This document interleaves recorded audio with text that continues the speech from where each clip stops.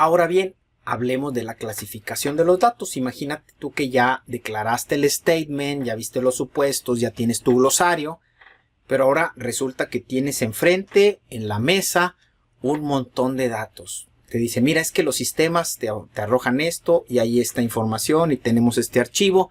Aquí está todo. Tú agarra lo que quieras. Y tú dices, híjole, es que hay ciertos datos que me sirven más que otros. Hay ciertos datos que no son relevantes, otros que sí son relevantes. Hay muchos datos que no sé qué significan. Entonces tú debes hacer una clasificación de datos preliminar antes de comenzar a pensar siquiera en qué análisis vas a realizar. Para esto necesitas apoyarte en la taxonomía de los datos. La taxonomía de los datos, ¿qué es? Pues es un sistema de categorización que nos permite clasificar los datos desde diferentes perspectivas, permitiéndonos anticipar su utilidad y sus capacidades de procesamiento. Hay cosas que sí puedes hacer con datos numéricos, hay otras cosas que no. Hay cosas para las cuales necesitas datos categóricos o datos de fecha o datos de tipo booleano o datos de identificación o datos que puedas hacer operaciones aritméticas con ellos. Entonces, en la medida en que tú sepas qué tipo de datos tienes, puedes ir previendo qué tantas cosas puedes hacer con los datos. En esencia, yo sugiero este árbol taxonómico. Yo digo que primero, pues habría que ver qué tipo, entender qué son los datos, desde luego.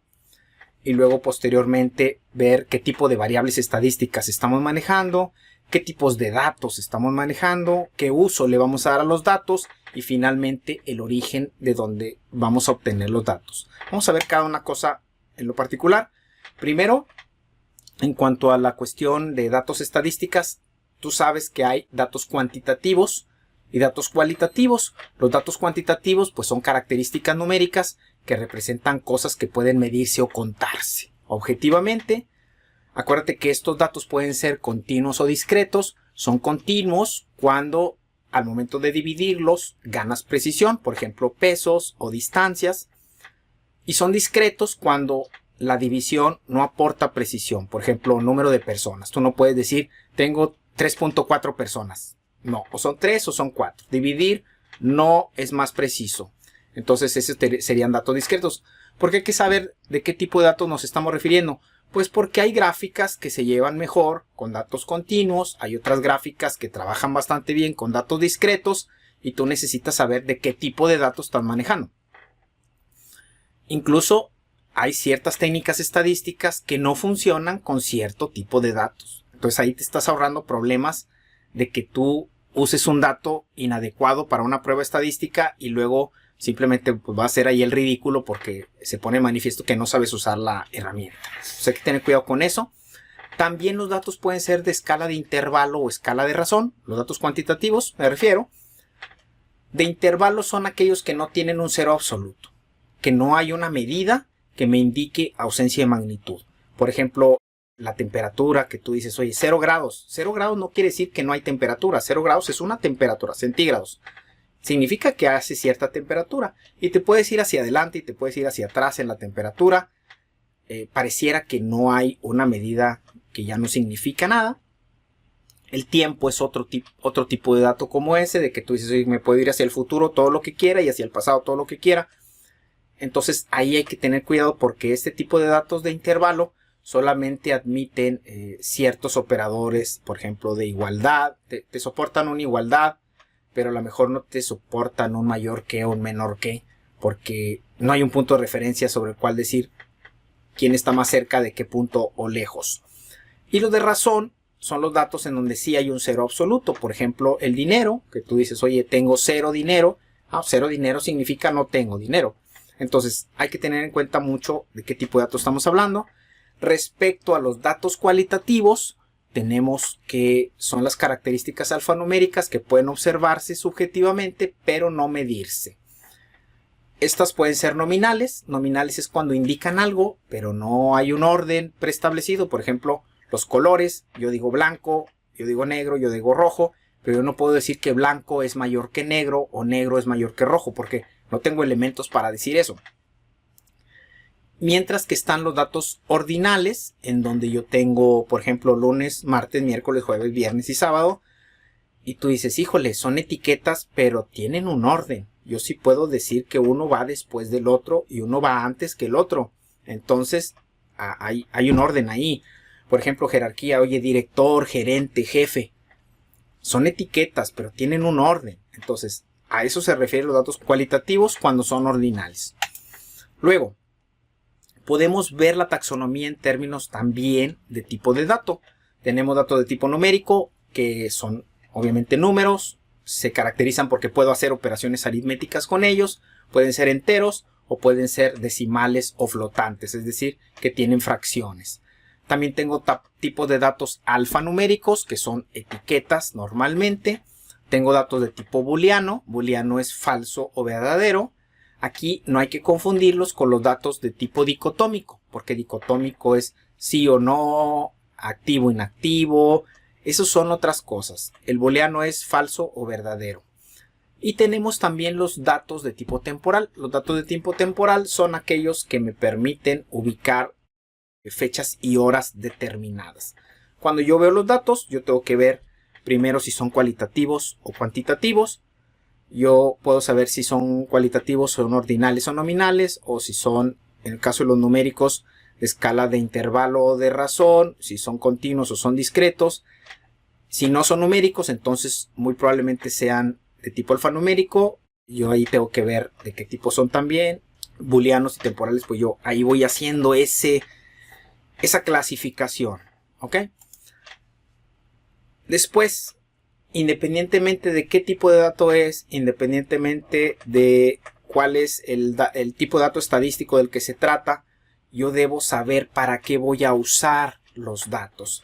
Yo tengo datos que son de identificación, son muy característicos. ¿Por qué? Pues porque son únicos, es decir, no se pueden repetir. Todos los registros, observaciones deben tener uno. Aquí estamos hablando de los números de empleados, estamos hablando de las matrículas de los alumnos, estamos hablando de los códigos de productos.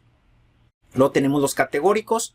Los categóricos son, pues básicamente etiquetas que me permiten agrupar cosas, es decir, yo tengo una dirección, yo tengo una gerencia, yo tengo un tipo de producto, yo tengo una marca, que eso me permite hacer grupos y hacer análisis basados en esos grupos. Luego tenemos los datos descriptivos. Los datos descriptivos podrían ser como el nombre del producto, el nombre de las personas. Son etiquetas, pero no son categóricos per se, porque pues no tienen un catálogo aparte en donde yo pueda agrupar. No está pensado de que haya varios registros que tengan el mismo descriptivo. Entonces el descriptivo es nada más eso que, como suena su nombre. Hay datos de tipo temporal que me permite hacer escalas de tiempo. Y están finalmente los datos de valor, que son los datos que me van a permitir hacer operaciones aritméticas con ellos y operaciones agregadas de cálculo, sumarizaciones, promedios, etc. Entonces, ¿qué uso le voy a dar a los datos? Debo ponerlo también en mi análisis. Para los trabajos de analítica de datos, los datos categóricos son fundamentales. ¿Por qué? Pues porque son las características que permiten agrupar o segmentar los datos atendiendo a diferentes categorías. Es decir, si yo quiero sacar un informe por países, por estados, por departamentos, por direcciones, por gerencias, por tipos de producto, ahí todo estamos hablando de categóricos. Generalmente son etiquetas, pero no cualquier etiqueta cumple la función de ser un categórico. Además de ser etiquetas, pueden o no estar presentes en las observaciones, es decir, que se admite que haya faltantes o datos missing en cuanto a las categorías. Ordinariamente, las categorías siempre son mutuamente excluyentes, pero habrá ciertos datos que no encajan en alguna categoría o clasificación o segmento. A veces es muy prudente que nosotros pongamos dentro de la categorización una categoría que sea no definida para pues poder distinguir lo que sí tiene categoría de lo que no la tiene, pero esas serían algunas estrategias más avanzadas. Es muy común que se repitan valores. De hecho, la esencia de los segmentos es esa, de que yo pueda agrupar diferentes observaciones en cuanto a una categoría. Y, muy importante, esto es fundamental, las categorías deben estar previamente definidas, es decir, hay un catálogo de categorías previamente establecido. No se vale que sobre la marcha yo voy creando una categoría que se va haciendo más amplia y yo le pierdo el control. Generalmente tengo mi catálogo predefinido. Hay varios tipos de categóricos. Tenemos categóricos numéricos, que son números que representan una categoría. Este número tendría que ser convertido a la categoría en esencia. Por ejemplo, si tenemos que el número 1 es color rojo, pues yo puedo poner el categórico 1, pero en algún momento debo hacer la traducción para saber que ese 1 significa rojo. Tengo categóricos codificados, que son códigos o abreviaciones que representan una categoría en general. Por ejemplo, imagínate las abreviaciones de estados. Yo sé que puedo tener NL Nuevo León, NL significa Nuevo León, TX significa Texas, etc. Entonces, igual, yo tengo el código pequeño, necesito hacer una transformación para poder conocer la etiqueta completa de qué categoría se trata. Tengo categóricos descriptivos, que son, es así, etiquetas en todo su esplendor. Yo no necesito traducir nada, viene la etiqueta completa del segmento o la categoría que se trata. Y también tengo categóricos de intervalo. Los categóricos de intervalo son cuando yo tomo una escala y divido diferentes porciones de tal manera que realmente no se trata de un valor per se, sino se trata de que tú entras en una categoría siempre y cuando estés entre un valor y otro valor dentro de una escala. En algunos casos, a cada segmentación se le va a llamar clase de intervalo y generalmente se utiliza la letra K para describirlo. Aquí tengo algunos ejemplos. Tengo países, pero los tengo representados de tres maneras diferentes. La primera manera es un categórico numérico. Pongo un número consecutivo. Cada número equivale a un país. Obviamente yo tengo que decir qué país le corresponde a cada uno de los números. En el segundo ejemplo, yo tengo categóricos codificados. Ahí yo tengo abreviaciones. Cada abreviación representa un país. También necesito hacer una traducción. Y el categórico descriptivo es el que ya no necesita ninguna traducción porque ya es suficientemente explícito. Como has de darte cuenta, algunos categóricos sirven más para ciertos informes. Cuando yo tengo una gráfica en donde tengo muy poco espacio, a lo mejor utilizo mejor el categórico codificado en las etiquetas para que no ocupen tanto espacio visual. Pero a lo mejor si yo tengo una tabla de datos, no me ayuda mucho tener abreviaciones o mucho menos números, sino que a lo mejor me sirve tener la lista de los categóricos descriptivos que no me dejan ninguna duda. Y en la parte de abajo, fíjate cómo traigo un ejemplo de un categórico de intervalo, en donde yo digo del 1 al 3 es una categoría, del 3 al 6 es otra categoría, del 6 al 9 es otra categoría y 9 a 10. Fíjate cómo tengo la representación de esos categóricos. Matemáticamente, en la notación matemática, cuando yo utilizo la descripción de un intervalo en estos términos, si yo coloco las llaves cuadradas o los square brackets, significa que ese límite sí se incluye dentro del rango. Por ejemplo, ahí tengo yo de 1 a 3, pero fíjate cómo el 1 trae square brackets y el 3 trae un paréntesis o rounded brackets. ¿Qué significa? Significa que el rango va de 1 a 3, pero no incluye el 3. El paréntesis significa, pero no lo incluye. Entonces yo iría del 1 al 3 sin incluir el 3 y luego iría del 3 al 6 sin incluir el 6. ¿Qué pasa si alguna observación tiene el valor de 3? El valor de 3, como habrás de suponer, le corresponde a la segunda categoría, no a la primera, porque la primera no la incluye. Datos cualitativos y cuantitativos. ¿Qué tenemos que decir aquí? Pues bueno, los datos de valor también hay que ponerles mucha atención porque son características cuantitativas que permiten realizar cálculos. Pero aquí hay dos divisiones. Pueden ser detallados y pueden ser agregados. Los detallados son los valores que le corresponden uno a cada observación. Es importante. Mientras que cuando hablamos de datos cuantitativos agregados, aquí estamos hablando de datos que son consolidaciones de varios datos. Aquí estamos hablando de las sumatorias, estamos hablando de los promedios, de las desviaciones estándar.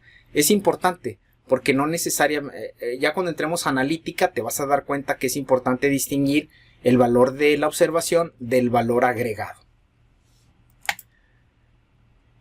Y finalmente tenemos la taxonomía, que tiene que ver con el origen de los datos. Los datos pueden estar en cualquiera de estos tres escenarios: se tienen, se calculan o se cuestionan.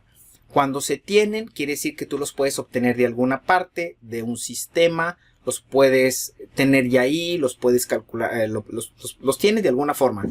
Están disponibles para ti. Cuando hablamos de que se calculan, es que el dato realmente no existe, pero tomando datos de diferentes partes que sí están disponibles, tú puedes llegar a concluir el nuevo dato. Y se cuestionan es cuando no los tienes, no los puedes calcular, entonces tienes que obtenerlos de alguna manera. Es importante hacer esta distinción porque muchas veces yo puedo trabajar con un set de datos muy compacto y yo puedo hacer un desarrollo mucho más grande. Yo me acuerdo que cuando empezó todo el tema del COVID, por ejemplo, había una organización europea que tenía una base de datos con 5 campos. Tenían 5 campos y esos 5 campos permitían hacer una analítica increíble.